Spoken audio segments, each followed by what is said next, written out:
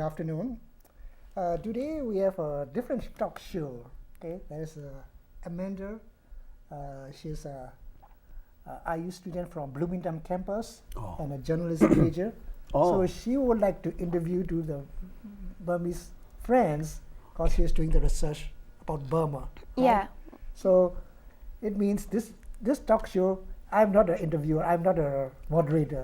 She is the interviewer. Okay. So Amanda, can you introduce yourself? Yes. Yeah, my name is Amanda Arnold. I'm a journalism major, like Thiha said. And I'm currently looking into the Burmese community in Fort Wayne. I was born and raised here, so I'm really excited to kind of learn a little bit more about your generation and what it's like. And so I've been following the news in Myanmar, or as you still call it, Burma. I guess my first question is, I know you guys have previously discussed the bombings going on. What is it like watching your country from far away, all of these? I know there's tensions between the ethnic groups and just the atrocities happening. Is it hard for you to watch this happening? I think the Burmese one of the group. They try to manipulate the current situation in Burma. And some people thought they don't want to change. This is one of the hardliner. They don't want the Burmese change right now. That's why they find a scapegoat who is a Burmese. Right now they arrested 2 Korean people. They just want to find out this Korean people did that. Korean organization did that. But later they changed their situation. Not the Korean union do that, they find a scapegoat of one of the organization, but they didn't announce yet who did that. The people want to know who is behind the bombing. In my thought, I thought current power government is one of the reason to do that. Our peoples did not believe them because of they are very canny and they are very twisted and they are not truly. So right now, my comrade told you about that. So I agree with him. Okay. So as far away from home, when I look at the bombing, it's very sad because people are hurt and people died and the country is unstable. So what I thought was during '88 uprising, the government intelligence did the same atrocities. They create the atrocities, and then they pointed out that the country is in chaos. That's why we have to stage a military coup. Now they are trying the same strategy, the bombings, and they try to make the country in chaos, and then after that they will continue the country with the military power, not by democratic means. So I'm worrying they are doing the same strategy that used during '88 uprising and now in present time, because people are asking to change the constitution that was one-sidedly drawn by the by the generals. I think it's a well-planned bombing because of the bombing is the whole country. If I thought it's one organization can do that, they can only do the area. Why the bombing is the whole country? Whole country. There's a very big organization behind the bombing, well-planned bombing. Whoever did that? In my opinion, I thought only military personnel can do that. Why? They are worried their situation. After the government made a ceasefire with the Kachin group, no ethnic group had to fight in the military government. That's why they worry about the 2015 election. They will lose it. That's why they create the situation, the chaos in Burma. Do you feel like living so far away, do you feel like there's any way you can help what's going on over in Burma, or do you feel kind of helpless being so far away? We are living very far away. As we can say, is like this kind of talk show, our opinions, that what we learn from United States or international or globally, what we learn from the political field, democratic process, that we talk and we broadcast from the TV stations and from the YouTube. So mostly Burmese who are living in overseas, they watch it, they give comments, and they have thoughts that we can import to Burma. So what I can say is our experience and ideology might help to the people inside of Burma directly or indirectly. So far, we can do only this way. So I have had the magazine. That name is Thiha, Revolutionary Magazine. So 2004 to present time. So I have had to publish it there. So Revolutionary Magazine. So I myself so wrote the short story and the articles and the poems. The same idea. So Dr. Thiha, so Dr. Thiha told you about that. So the same idea. So we can do that. The encouragement. We can give the encouragement for the people. The reason to criticize the government is our opinion contribute to our people.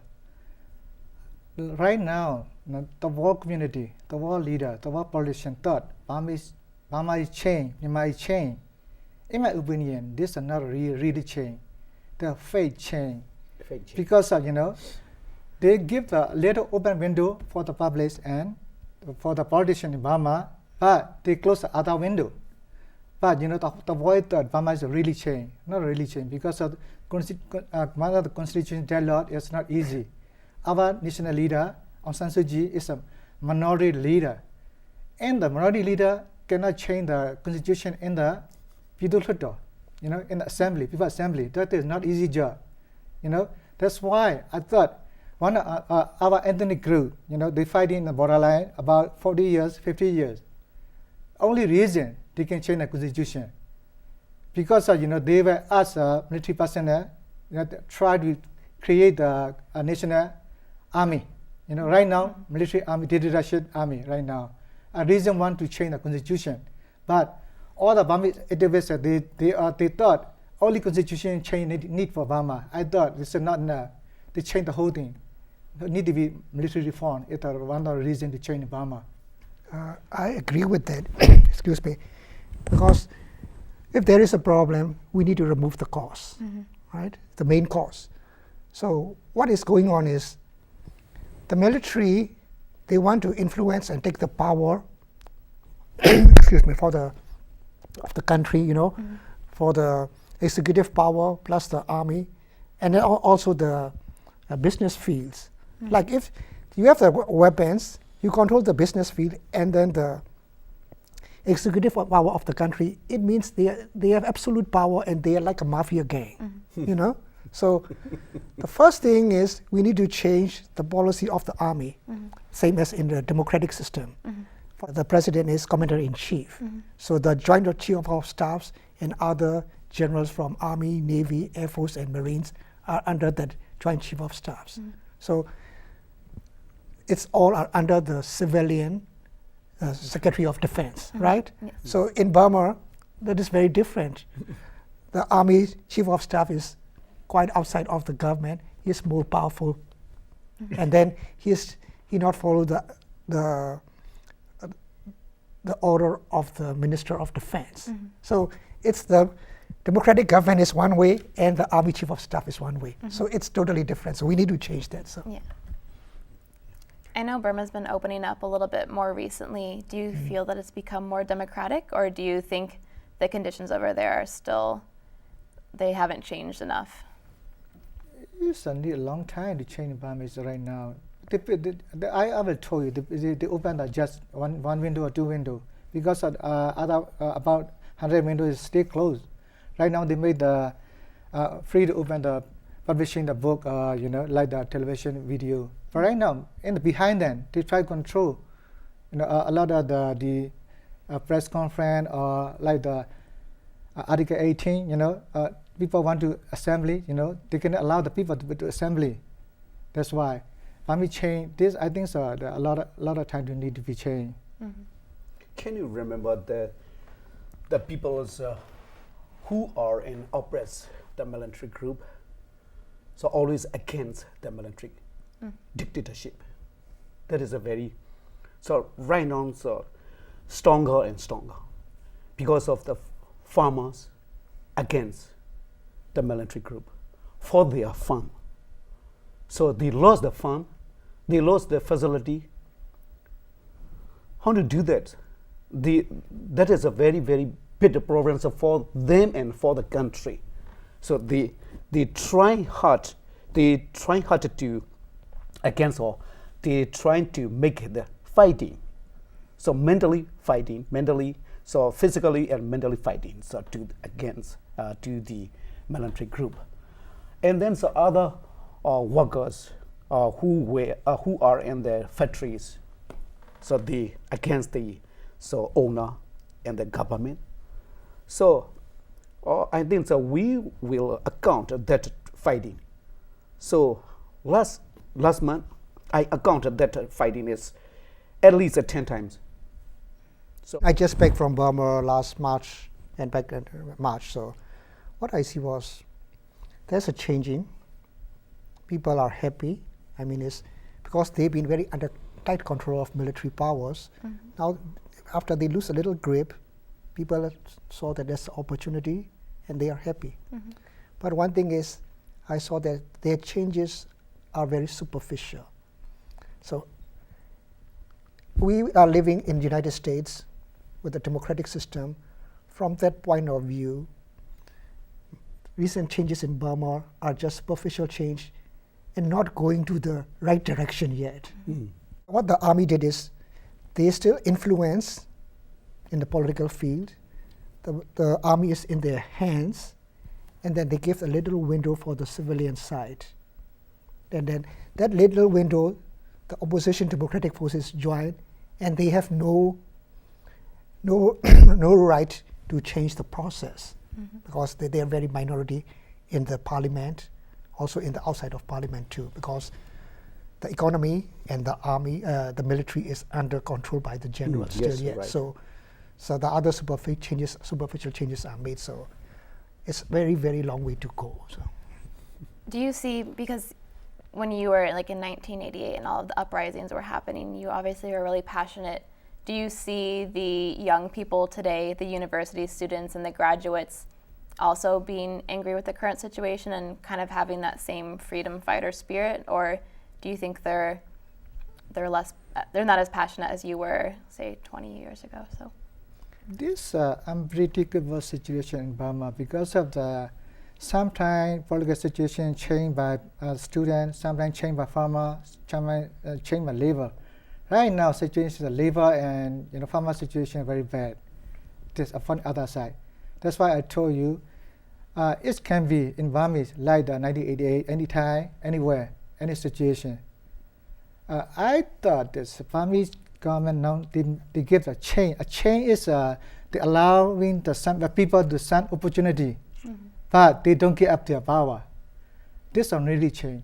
They should give up the power to the people. That's why. what I see was the new generation. As I told you, I back from Burma on March. The new generations, they are very active. They are watching, they participate, and they work together with the 88 generations and other politicians. One thing different from 88 uprising is now the peasants, the farmers, and the workers, they are suffering the most. Okay. And then they speak up. During our 88 uprising, the peasants have not much suffered at the time, as generally. Okay, the workers' uprising was in 1974, and then the workers joined with the students' movement, but not a very high intensity.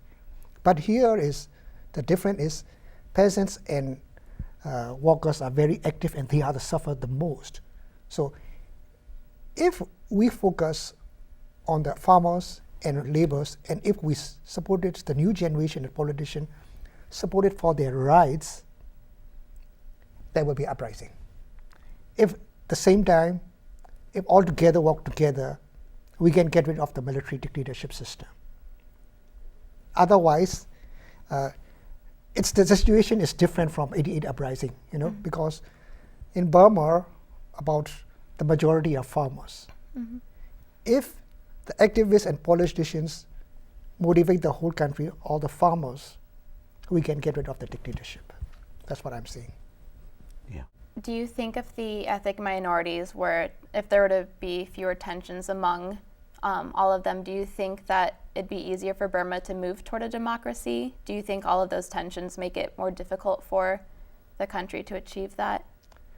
I can say yes and no. You know, one thing is there is very essential to be harmony between the ethnic groups. I'm a Burmese. I'm one of the ethnic groups. The Burmese are majority, 65%. So we need to be work together and live harmonized and live in harmony. Without that peaceful solution or political solution, it is very hard to get to go to the democratic country. One thing is both Burmese, or military or ethnic groups don't go too far to extreme. If there is extreme views, it is very hard to find the political solution.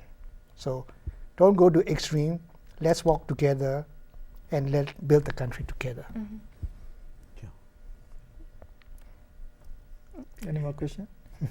I guess one of my last questions is, what do you think, from what you've learned over here, what do you think the people in Burma can learn from America as a way to help move toward a freer country?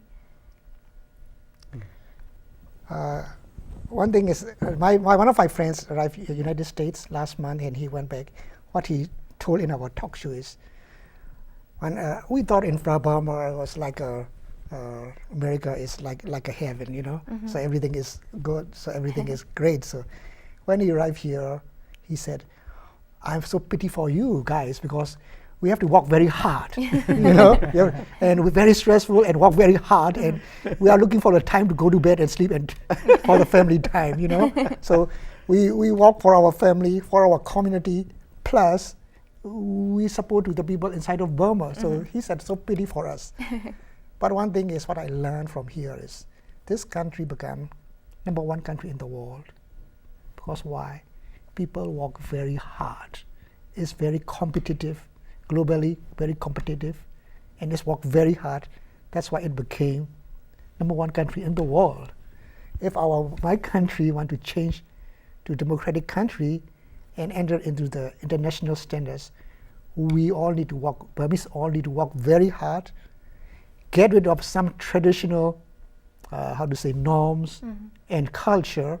I mean, it's some areas we need to adjustments. For example, just a small example, in Burmese way of cooking, it took a long time. It took 1 or 2 hours.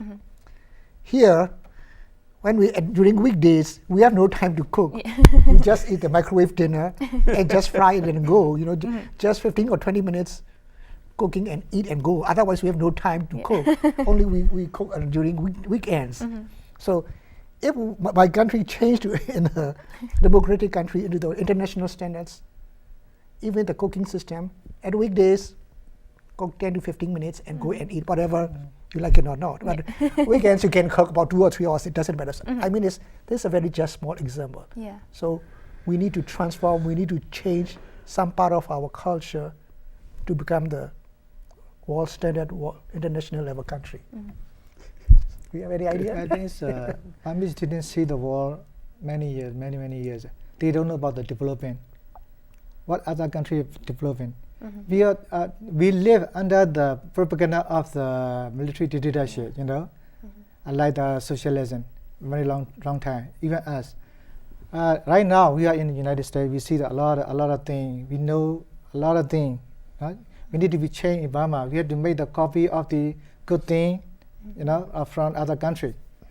The reason we contribute our opinion, our experience to the Burmese people is what they will be developing for the next generation.